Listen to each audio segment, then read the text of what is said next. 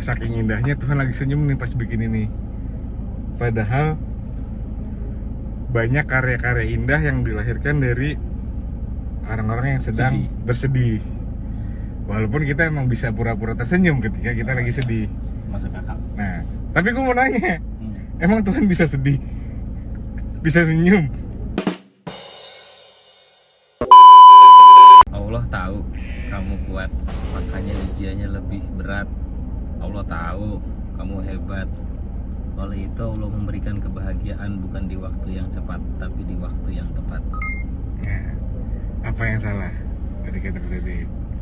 Menurut lu gimana ya?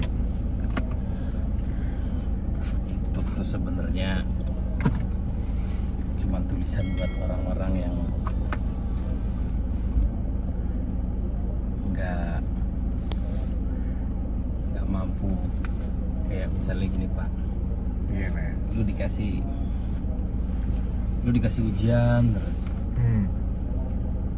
habis itu ngerasa terus aja diuji. Nanti kan dia ujung-ujungnya pasrah tuh, Nyerah. Nah tulisannya itu Buat menghibur. menghibur aja, biar orang-orang yang pasrah itu nanti pasti ada hasilnya. Gitu. Padahal itu bisa terbantahkan. Terbantahkan dengan kaki lu nutupin kamera. Gue bingung, takut. Gue mau takut diserang malu ntar malah parah aja. Ini podcast pertama kita lihat apa yang akan keluar dari mulutnya Iip. Belum berani Bu, belum bisa gue memberanikan diri untuk mengisi podcast seperti ini. Ini masih direkam. Gue masih belum berani ngomong apapun karena belum ada keberanian sebenarnya. Jadi lu nggak berani? Belum. Oh, belum. Iya.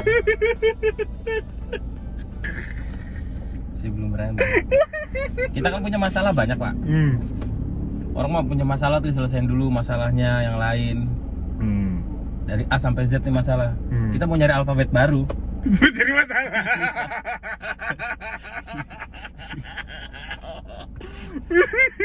Aduh, gawat. Orang kan kalau punya masalah kan pasti harus ingat Tuhan, ingat Allah. Lah, emang kalau pas seneng, lu ntar nggak ingat? Nah, gini. Kan ada yang bilang gitu ya, wah orang kalau lagi susah mah ingat sama Allah, ya kan? Giliran lagi senang lupa sama Allah, kata. Yang susah itu kalau lagi senang tetap ingat Allah. Yang susah tuh ya. Nah, padahal yang kayak gitu masih banyak, Ip. Orang yang udah lagi senang pun masih ingat Allah tuh masih banyak. Iya. Tapi ada yang lebih susah, Ip. Apa? Orang lagi susah tetap nggak ingat Allah. Udah susah, nggak inget lagi ya. Waduh. Itu ada nggak coba yang begitu? Ayo coba ngaku. Udah ikut-ikut.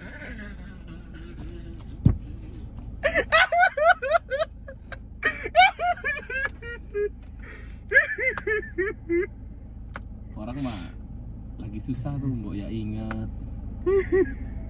Kalau gue konsisten Pak, karena ketika pas lagi seneng, yo ingetnya sedikit. Jadi kalau pas susah, iya nggak usah ingat sekalian. Sama-sama nggak ingat. Iya, kita sama gak ingat.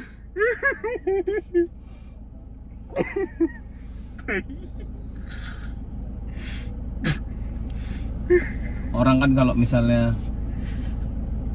apa di dunia bilangnya kita itu harus mencari apa, hidup mencari Ridha Allah. surga, Mencari surga. surganya Allah. Padahal jangan, katanya, jangan mencari surganya Allah. Kenapa?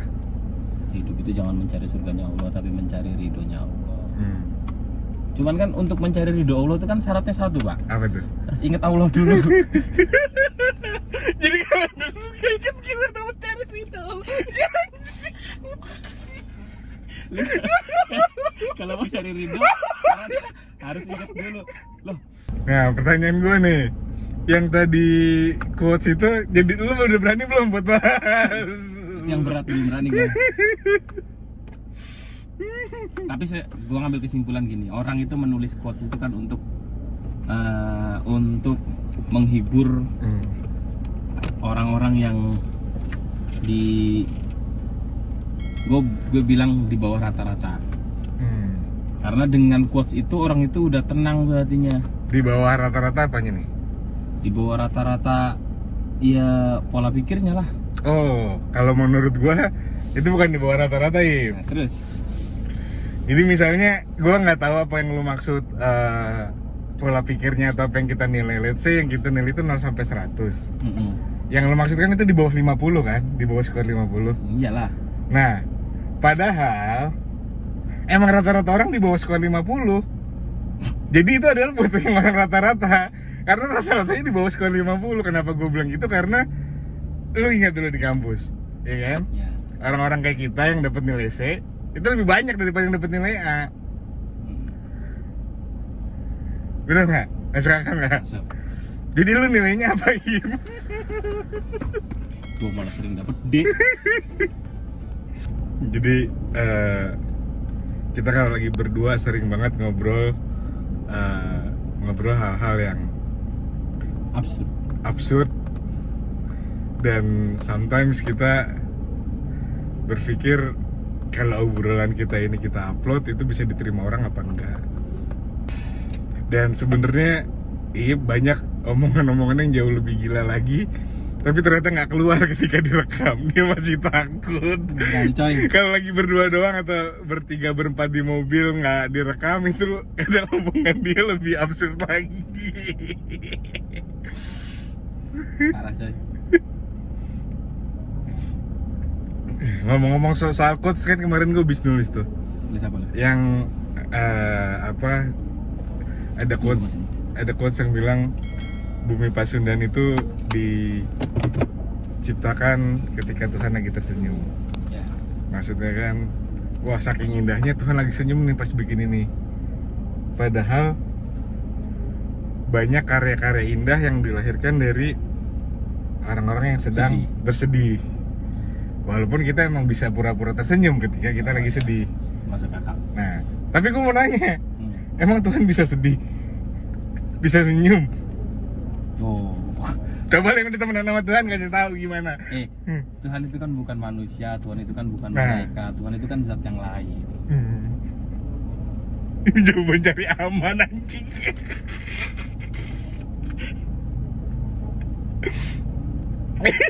Gue daripada bahas itu mending bahas masalah Bandungnya. Ya, kenapa Bandung? Jadi lu punya kenangan di Bandung kan? Ya, sedikit. Bandung itu kan berarti tulisan itu berarti salah. Kenapa? Yuk, barangkali menciptakan Bandung itu pas waktu Tuhan bersedih. Karena lu bilang banyak karya yang indah itu ketika orang itu lagi bersedih. Contoh, Anang. Ya kan? Siapa lagi yang lu tahu? Ebit Yang lu bilang Ebit Gade lagi sedih, lagunya bagus-bagus. Yang di luar, artis luar ada? Adele. Ya, tapi kan pertanyaan gue balik lagi. Emang Tuhan bisa bersedih? Ya, kalau itu gue nggak tahu, Bung. Gue nggak berani ngomongnya di sini. Kalau ngedirekam berani. Kalau nggak direkam gue berani ngomong. Ntar gue cari sound effect titit buat sensor dah.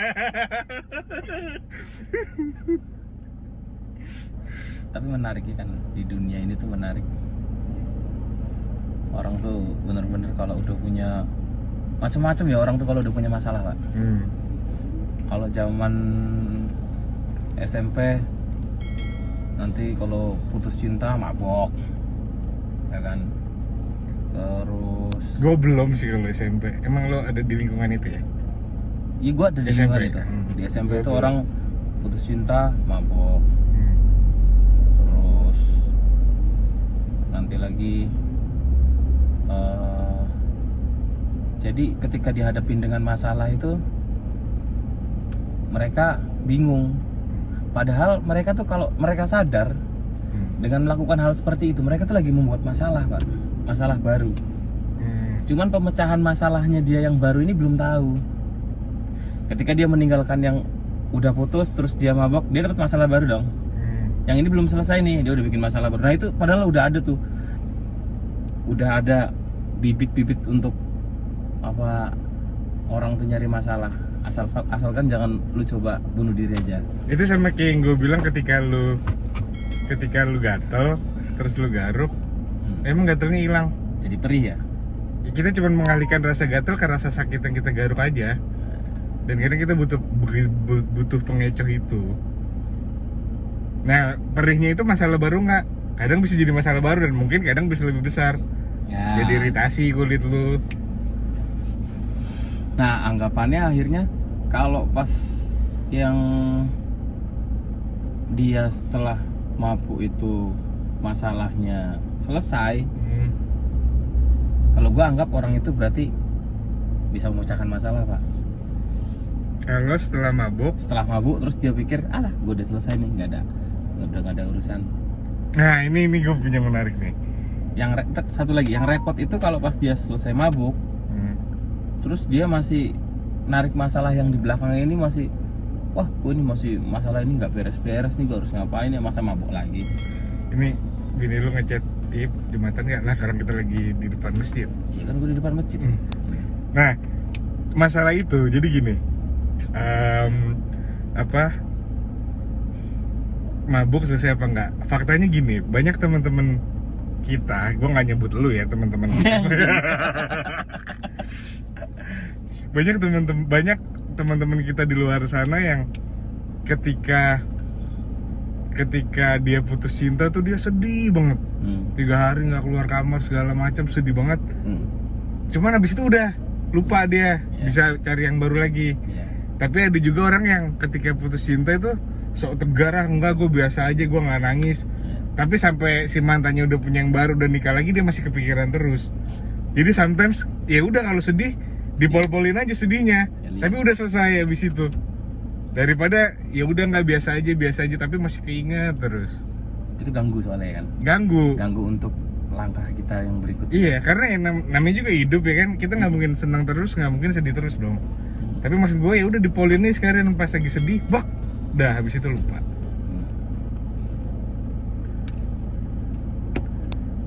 Ntar lagi komat, Pak. Biarin aja sampai komat. Kalau udah komat kenapa? Oh iya, ini satu bercandaan lagi. Yang ini dimasukin nggak Ibe? Langsung diedit jadi delete aja. Jangan di post. Jadi beberapa malam yang lalu tuh gue sama Ip masih melek sampai jam 3:30, jam 4 pagi. Lalu kita ngobrol begini, kalau misalnya jam segini kita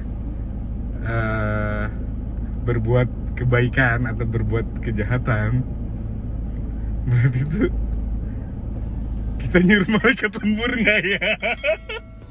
Malaikatnya lembur sampai jam 4 pagi. Itu kalau di proyek bayarnya udah 3 kali lipat itu. Dapat nasi juga. Dapat ekstra puding. Apa? Tapi gue rasa yang lembur cuma satu aja sih. Banget. Atit doang. Iya, atit doang. Kalau jam segitu udah jarang rakib ya. Kalau udah jam-jam segitu rakib biasanya udah sambil tidur. Alah, paling lu lagi yang nyatetit gitu. Ya, udah mulai belum ya? Belum kan? Jadi kita lagi nunggu Jumatan. Dan bukannya kita nggak dengerin ceramah, cuman demi keamanan bersama, tidak boleh berkerumun, kita masuk.